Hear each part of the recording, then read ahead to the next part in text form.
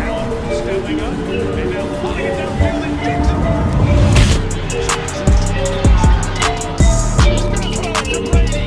Oh, Brady! Stanford man nowhere in sight. He fights for the first down, but he lost the ball. I might be wrong, but I'm always right. He was a really good teammate and a nice player, but frankly, guys, was not a special player. He was a fine running back.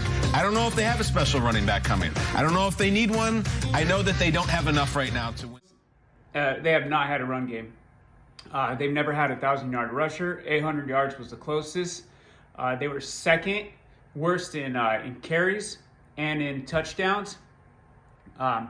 So we'll see what Damian Harris brings. The media says that the Bills still don't have an elite running back. I think, I think they might be wrong. I think Cook, he's coming into his own.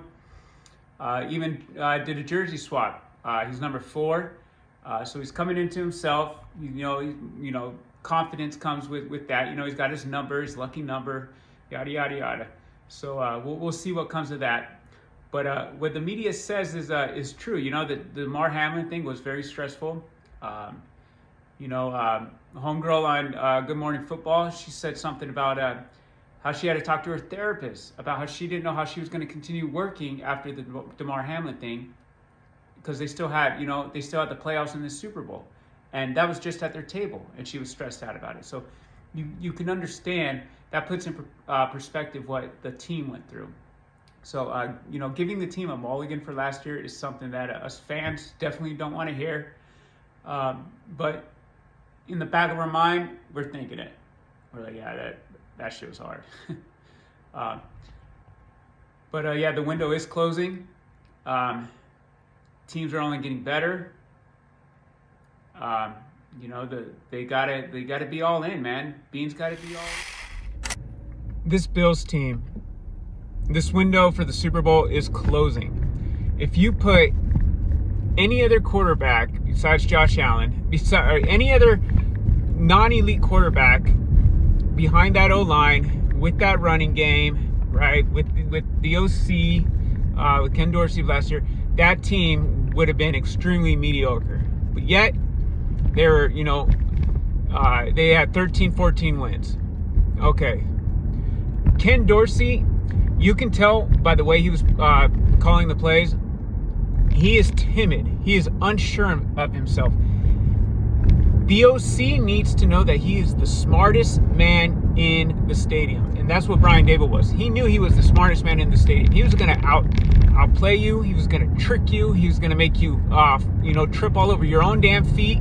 And that's, Ken Dorsey had no trick plays, no motion, no trickery, nothing fancy, nothing that showed who he was. None of his character was into that offense last year. None. Right? The running game has just been abysmal. The O-line has got to get a lot better, right? I mean, when we're talking Deion Dawkins is your best lineman by far, and he's getting into the later half of his career, there's a problem. I do think the McGovern pickup is good. I think he could be. I think he could be good. And I think he would be a great center. The year after next. I believe if that's their plan, that would be a good one, because they still have they're most likely going to pick up a lineman in the draft. So we'll see what happens there. But the way the AFC East is going, I don't know if they have enough to win the AFC East. This is a massive season for them, because if you look into the books, Josh Allen's money starts getting... Before, the Bills only had to worry about KC. Now, got to worry about KC and the Bengals and Miami. Now the damn Jets. Oh, wait, the Jaguars. So, yeah, the Chargers. It's kind of ridiculous now. Now, we have to be elite, I think, we were kind of just faking the funk last year. If we had Brian Daboll last year, I think things would have been different. I think they would have won the Super Bowl.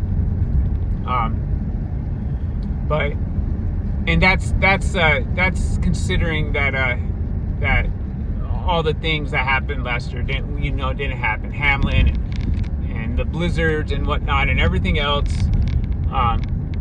But the key to this team is Ken Dorsey. And now, you know, McDermott calling the plays. I mean, it's always something. Every year, this team gives themselves more adversity than they really need to, right? Go out and get a damn DC, you know? So we'll see what happens. We'll see what they do in the draft. They got it. Hopkins is the key. I truly believe Hopkins is the key. I think Brandon Beane tries to get too cute, and he needs to just he just needs to put all of his chips on the table. Let's do this, you know, because in a couple years when McDermott and Beane are gone, they're gonna look back, and if they don't win a Super Bowl, they're gonna regret not being all in completely instead of, you know, getting too cute. I just want a Super Bowl before I die, right? That's all I want, one before I die. I don't care if it costs the team, you know, style points down the road, you know.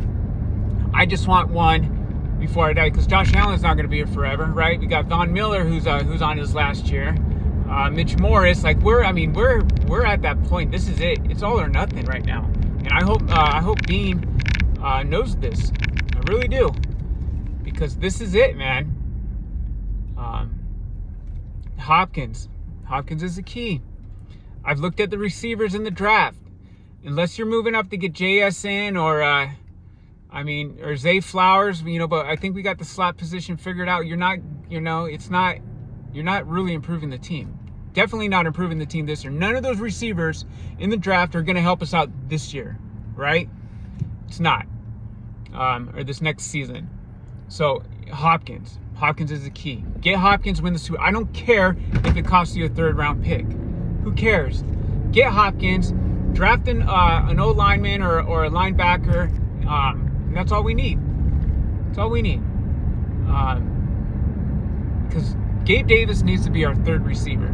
He is best at the 3rd receiver position, where he's overlooked, not paid attention to. Right? So we'll see what happens. You know, I mean, I have good days and I have bad days. I wake up and I'm optimistic and I think, oh yeah, man, the Bills are going to be good. You know, McDermott's calling the plays. You know, we're going to be blitzing more like that Carolina defense. Yada yada yada. And then other days it's like, dude, well, you know, you don't want to blitz too much. You know, like that could become a problem. How's he going to, you know, spend his time? How's he going to focus on the play clock and everything else that the head coaches need to do? There's a reason why head coaches don't call plays. You know, it only works with the OCs because, or when coaches are calling offensive plays, is because it's their offense. No one knows it better than them. Defense is a little bit different. It's not so technical. But yeah, so I don't know. We'll see what happens. This is frustrating. I'm still waiting for this Hopkins news to come through. I'm just glad that he has a no trade clause and he can determine where he's going to be traded. That's one thing that might help us. But I mean, if I was Hopkins, you know, going to Kansas City would be nice too, because he would be the guy. To Buffalo, he would be the second guy. In Kansas City, he would be the guy, right? You know, even over Kelsey, because Kelsey's, you know, he is a tight end. He does get a lot of targets for a tight end. But we'll see what happens. Odell, I just can't trust that knee right now. I don't know. We'll see what happens. The thing about Odell is that he can play, you know, he can play in the slot. You know, he's pretty good in the slot. His size and everything, it's, you know, it's a mismatch. We'll see what happens. This is huge. I might be wrong. I'm never wrong. I'm always right, sports.